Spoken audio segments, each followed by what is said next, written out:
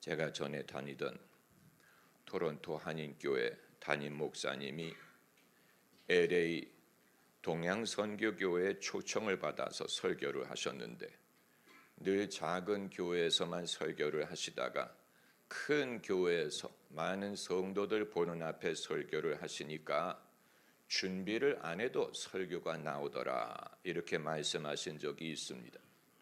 그 말씀을 제가 두고두고 기억합니다. 어떤 이유로 준비를 안 해도 설교가 나온다고 말씀을 하신 것일까? 사람이 많이 모이면 신이 나서 설교가 나온다는 뜻이었을까?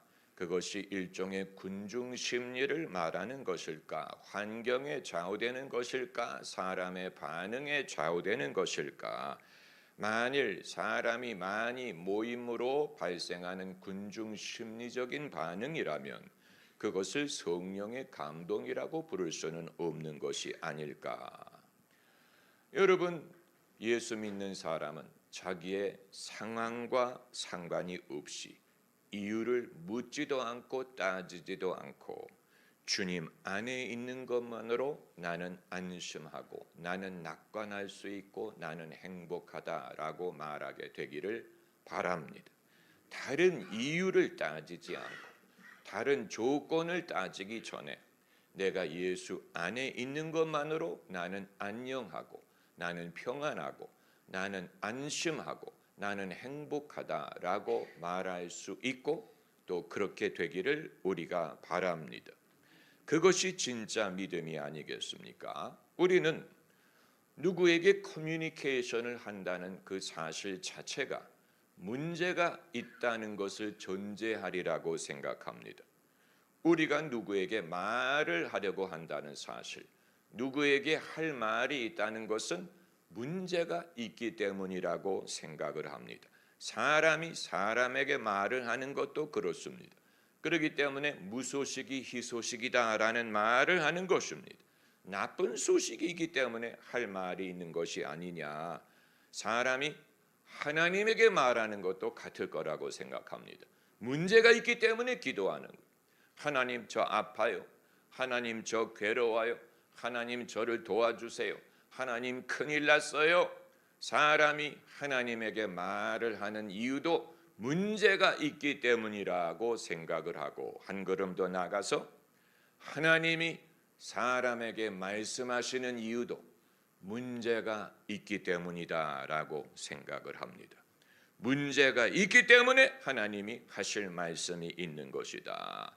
창세기에서 하나님이 최초로 아담에게 말씀하실 때가 언제였습니까? 아담이 선악과를 따먹은 후에 아담아 어디 있느냐? 하나님이 아담에게 하신 최초의 말씀이 아담이 범죄한 연유로 하신 것이었으니 하나님이 사람에게 하실 말씀이 있다는 것은 사람에게 문제가 있기 때문이 아니겠느냐라는 의혹을 증폭시키는 것입니다. 또 하나님이 가인에게 말씀하신 것이 언제였느냐? 가인이 아벨을 미워하고 아벨을 죽일 생각을 하고 있을 때 그때 하나님이 가인에게 내가 착한 일을 하면 문제가 있겠느냐? 죄는 너에게 소원이 있으니 너는 죄를 다스리라. 이런 식으로 하나님이 가인에게 말씀을 하신 것도 가인에게 문제가 있고 그것을 경고하고 지적하기 위해 말씀하신 것입니다. 이처럼 설교자가 성도에게 하는 말도 마찬가지라고 생각을 합니다. 설교자가, 목사가 성도들에게 하는 말도 그 설교의 내용을 보면 문제가 있는 것을 전제하고 믿음이 옳지 못하다, 하나님 앞에 바르지 못하다, 그건 기독교인답지 않다, 이런 식으로 뭔가를 바로잡고 훈육하고 가르치려는 동기가 있기 때문에 성도들에게 말을 하려고 하지 않겠느냐. 그렇기 때문에 성도님들도 거기에 익숙해진 것입니다. 성도님들이 말씀을 들으실 때 공손하게 손을 모으고 고개를 숙이고 야단 맞는 식으로 그것이 익숙하기 때문에 하나님이 내게 하실 말씀은 나의 문제를 지적하고 나를 가르치고 훈육하기 위한 말씀이다. 이런 식으로 우리가 생각하는데 익숙한 것입니다. 여러분, 그것이 사실이라면 차라리 무소식이 희소식이 될 것입니다. 아무 할 말이 없는 것이 차라리 낫습니다. 사람끼리도, 부부끼리도, 사람끼리도 할 말이 없어야 문제가 없다는 뜻이 되는 것이기 때문에, 그리고 그 원리가 맞다면 사람이 하나님께 기도할 거리가 없는 것이 차라리 낫습니다. 기도할 거리가 없어야 사람에게 문제가 없다는 뜻이 되기 때문에, 그리고 그 원리를 적용하면 하나님이 사람에게 하실 말씀이 없어야 차라리 낫다는 말이 되는 것입니다. 하나님이 하실 말씀이 없다는 말은 우리에게 지적할 문제가 없다는 뜻이기 때문에 무소식이 희소식이에요. 여러분, 그러나 그건 인생을 왜곡하는 것이요, 하나님의 말씀을 왜곡하는 것이요, 하나님을 왜곡하는 것입니다. 하나님과 우리 사이를 얼마나 부정적으로 보면, 하나님과 인간의 사이를 얼마나 나쁘게 보면, 인간의 현실을 얼마나 부정스럽게 보면, 하나님이 유일하게 말씀하실 때는 우리에게 문제가 있고 문제를 지적하기 위함이라고 생각을 하겠습니까? 그렇잖아요. 그 반대가 옳은 것입니다. 주 안에 있는 나에게 딴 근심 있으랴, 이게 정상. 우리가 주 안에 있으므로 주님이 우리에게 지적하실 말씀이 많은 게 아니고, 주 안에 있는 나에게 근심할 거리가 없이 모든 것이 평안합니다. 할렐루야. 우리가 인사할 때 안녕하십니까? 안녕하십니까? 사실 인간이 안녕한 경우가 많지 않은데, 유일하게 안녕할 수 있는 길은 주 안에 있음으로 말미암습니다. 주 안에 있는 나에게 딴 근심 있으랴, 염려할 것이 없다, 근심할 것이 없다, 두려워하지 말라. 할렐루야. 세상에서는 환난이 있으나 담대하라, 내가 세상을 이겼노라. 여러분, 주 안에 있는 것은 노아의 방주 안에 있는 것과 같습니다. 그 바깥의 형편을 나도 알고 하나님도 아십니다. 그렇기 때문에 방주를 준비하라고 명하신 것입니다. 우리가 방주 안에 있을 때 하나님이 바깥의 형편을 모르시는 것이 아닙니다. 우리가 주님에게 바깥의 형편을 알려드려야 하는 것이 아닙니다. 하나님, 바깥에 비 와요. 하나님, 바깥에 난리 났어요. 하나님, 큰일 났어요. 하나님이 모르시는 것처럼 그 바깥의 형편을 하나님께 알려드려야 하는 게 아니, 하나님이 그걸 아시기 때문에 방주를 준비하라고 하신 것이고 방주 안에 거하라고 하신 것이기 때문에 바깥에 대해서 염려하기보다는 주 안에 있는 것입니다. 내가 방주 안에 있으니 딴 근심할 것이 있으랴. 내가 방주 안에 있으니 근심할 것이 없도다. 방주 안에서 내가 평강을 누리리로다. 할렐루야. 여러분, 이것이 믿음입니다. 이것이 믿음이에요.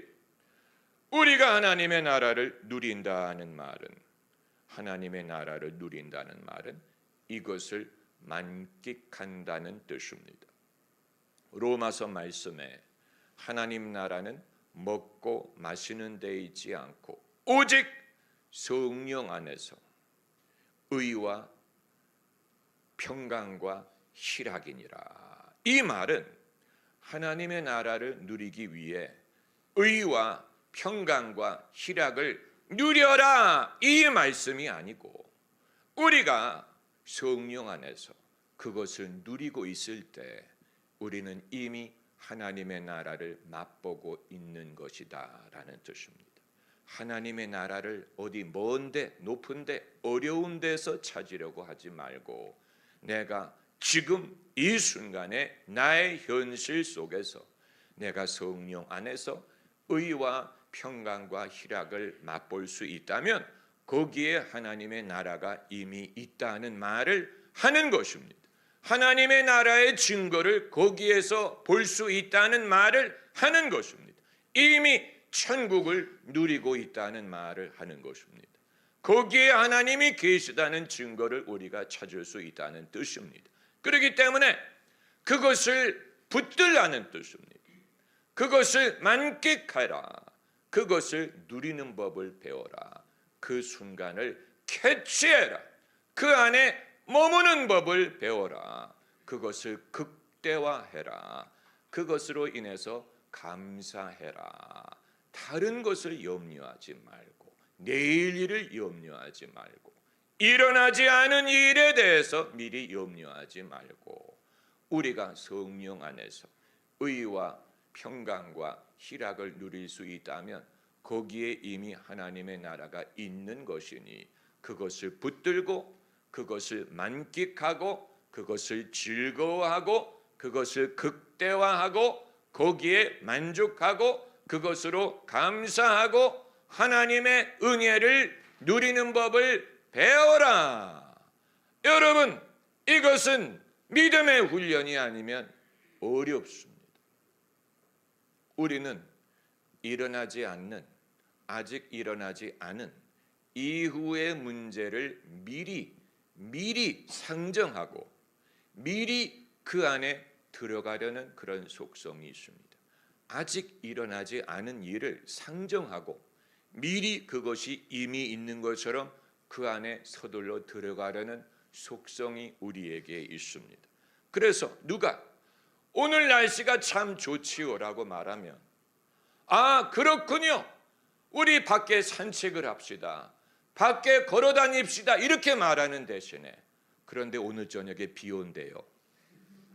이상한 것입니다. 비는 아직 안 오는데 비 오는 것을 미리 상정해서 지금 날씨가 좋은 것을 날씨가 좋은 것으로 인정하고 기뻐하는 대신에 아직 오지 않는 비를 내다보고 우울하기를 선택하는 것과 같은 것입니다. 그건 마치 뭐와 같으냐면 아침이 왔어요 라고 말할 때 아니에요, 이따 저녁이 올 거예요 라고 말하는 거예요. 이상한 거지. 이따 저녁이 오면 그때 할 것이지만 이 섭리, 이 속성이 죄인의 습관에서 비롯되는 것입니다. 하나님을 떠난 사람은 빛에 익숙하지 않고 어둠에 익숙하고 평강에 익숙하지 않고 염려의 습관이 들어 있습니다. 빛에 익숙한 것이 아니고 어둠을 두려워합니다. 우리가 빛의 자녀로 부름을 받았기 때문에 믿음의 훈련, 하나님과 동행하는 훈련, 이 모든 것은 생각의 변화를 수반하고 이전에 익숙해졌던 우리의 생각을 마치 휘었던 대나무를 바로잡는 것처럼 우리의 휘어진 정서와 생각과 염려와 불신의 습관을 믿음 쪽으로, 하나님 쪽으로, 하나님 나라의 쪽으로, 진실 쪽으로 바로 잡는 것을 말하는 것입니다. 이것은 혼자의 의지로 되는 것이 아니고 성도들끼리 함께 그것을 누리고 함께 그것을 격려하고 그리고 나의 모습을 남의 거울에 비추는 것을 통하여 남이 나를 보는 것이 마치 거울에 내 모습이 비추는 것과 같다는 것을 안다면 왜 부부가 일심동체가 되어야 될 부부가 서로 다른 것을 지적하느냐? 서로 다른 것을 지적하는 게 아니고 서로 다른 게 아니고 내 배우자가 거울의 역할을 해서 그 이외의 사람은 어느 누구도 거울이 될 엄두를 내지 못하는데 같이 사는 가족이 거울의 역할을 하므로 유일하게 가족을 만날 때 내 모습이 비쳐 보이는 것입니다. 유일하게 가족들을 만날 때, 가까운 사람을 만날 때 유일하게 그들이 거울의 역할을 하기 때문에 다른 데서는 볼 수 없는 나의 모습을 가족의 거울을 통해 엿보고 돕는 배필이라는 것이 돕는 배필이란 말이 원어로 보면 반대자라는 뜻을 갖고 있다고 합니다. 돕는 반대자라는 뜻인데 어떻게 반대가 돕는 것입니까? 그러나 반대가 오히려 돕는 역할을 하는 것입니다. 반대하기 때문에 돕는 거예요. 내 정서와 내 인식과 내 사상과 다른 사람을 통해 오히려 내가 도움을 얻을 수 있는 것입니다. 왜냐하면 둘 다 똑같으면 아나니아와 삽비라가 됩니다. 아나니아와 삽비라가 너무 생각이 일치해서 죄를 지을 때 일심으로 죄를 짓고 성령을 속일 때 일심으로 성령을 속였어. 둘 다 멸망했죠. 만일 둘이 돕는 반대자의 역할을 했다면 남편이 죄를 지려고 할 때 아내가 반대할 것이고 아내가 죄를 지려고 할 때 남편이 지적했을 텐데 그게 아니고 너무 생각이 일치했기 때문에 죄를 지을 때도 같이 짓고 성령을 속일 때도 같이 속이는 바람에 멸망할 때 둘이 함께 멸망하는 것입니다. 그건 돕는 배필이 아니지. 돕는 배필, 우리가 서로 돕는 반대자의 역할이라는 것이 즐겁지 않을 수 있지만 즐겁지 않아요. 예수님이 제자들의 불신을 지적하시는 것이 즐겁지 않죠. 그렇잖아요. 바울이 베드로의 위선을 지적하는 것이 즐겁지 않아요. 그러나 그것이 필수적이었어요. 베드로가 믿음을 지키기 위해서, 제자들이 믿음을 배우기 위해서, 하나님의 뜻을 깨닫기 위해서 필수적인 것이었기 때문에 만일 모든 사람이 예, 아멘, 예, 오라요, 위대하신 우리 왕, 위대하신 우리 남편, 높으신 우리, 이런 식으로만 하게 되면 여러분 사람은 자기가 옳은 줄로만 생각을 할 것인데 할렐루야. 여러분 그렇기 때문에 하나님의 나라를 지금 맛볼 수 있어. 그리고 맛보게 하실 때 우리가 그 안에 거하기를 바라는 것입니다. 오늘 본문 말씀은 유일하게 100% 긍정의 말, 100% 긍정의 말, 100% 낙관의 말, 여기에는 거품이 없어. 여기에는 과장이 없습니다. 이것이 유일한 진실이에요. 100% 진실의 말, 거품이 없는 말, 염려의 말이 부재한 말씀. 오늘 이 성경 구절 베드로가 한 말이 아닙니까? 찬송하리로다. 우리 주 예수 그리스도 아버지 하나님이 그 많으신 긍휼대로 예수 그리스도의 죽은 자 가운데서 부활하심으로 말미암아 우리를 거듭나게 하사 산 소망이 있게 하시며 이 이유로 찬송하리로다라고 말한 것입니다. 다른 이유를 댄 것이 아니에요.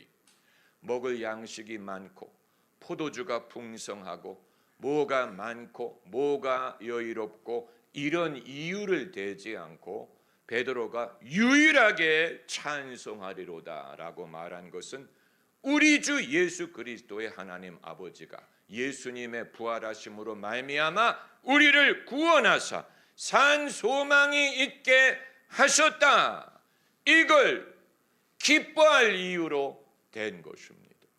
아마 제가 이런 이유를 여러분에게 대면 싱거워하시고 뭐 그거 가지고 당연한 거 아니에요? 다른 얘기 없어요? 다른 할 말 없어요? 목사님 다른 이유를 좀 대보세요. 내가 기뻐할 다른 이유를 좀 대보세요. 이렇게 답하는 분들도 있을 것입니다. 왜냐하면 이건 너무 당연한 얘기이기 때문에. 당연한 거 아니에요. 그러나 여러분 이건 당연하지 않습니다. 산 소망이 있게 하셨다. 우리가 살아 있어야 산 소망이 뭔지를 맛볼 수 있을 것입니다. 산 소망, living hope. 썩지 않고 더럽지 않고 쇠하지 아니하는 기업을 잊게 하시나니 곧 너희를 위하여 하늘에 간직하신 것이라. 누구를 위하여? 너희를 위하여. 어디에 간직하셨습니까? 하늘에 간직하신 것이라. 소망에 대한 성경 구절을 찾는 사람들이 많죠. 내가 죽으면 어떻게 됩니까? 죽음 이후에 무엇이 기다립니까? 죽고 나면 무엇을 바라볼 수 있습니까? 의외로 죽음 이후의 이벤트를 말하는 성경 구절이 그렇게 많지 않은 것 같아요. 죽으면 어디 간다느니, 뭐를 한다느니, 이런 성경 구절을 찾기가 어려운 것 같은데, 이런 성경, 오늘 본문의 말씀이 그것을 말하는 것입니다. 하늘에 간직했다. 너희를 위하여 하늘에 간직했다. 이거야말로 산 소망이 아니면 무엇이겠습니까? 할렐루야. 이게 우리가 바라볼 수 있는 거예요.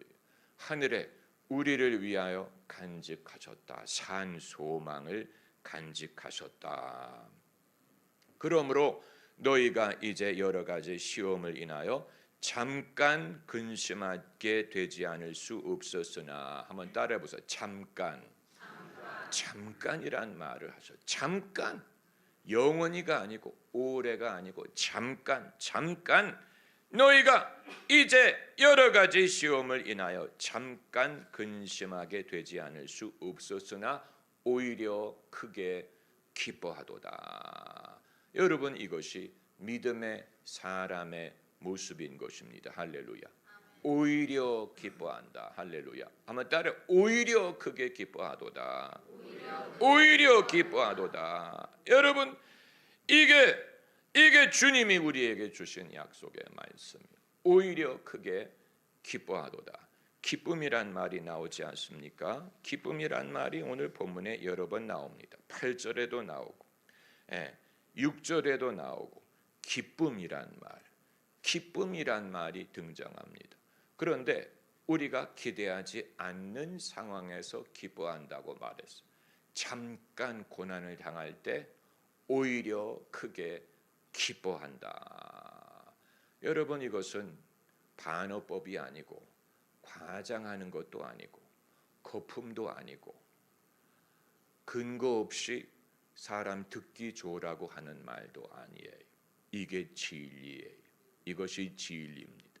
성경이 그것을 일관적으로 말하고 있습니다. 너희가 여러 가지 시험을 당할 때 온전히 기쁘게 여기라. 이런 성경 구절.